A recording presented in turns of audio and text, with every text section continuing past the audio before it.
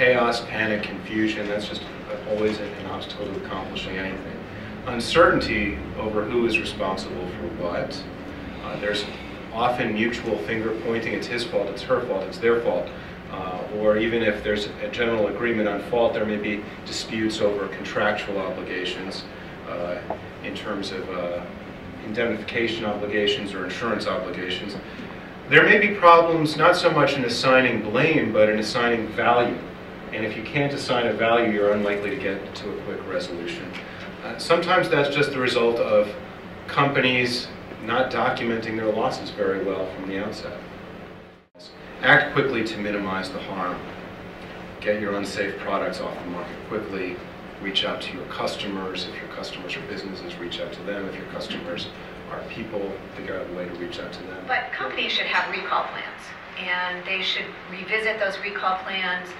There's actually been scientific studies done that show that companies that perform mock recalls will do much better when faced with an actual recall. And for a while, the standard in the industry for food companies has been to do a mock recall about one per year. Lately, I've seen companies do 2 per year.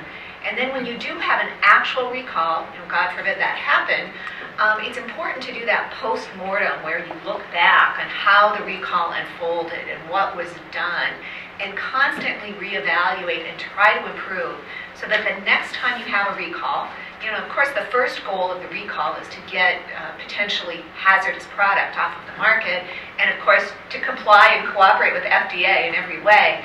But you also want to make sure you're doing it efficiently, you're documenting all of the expenses if you do have someone you can turn around and seek recovery from. And all of those things you have to be thinking about, you have to be planning ahead. You don't want to be reacting in the moment.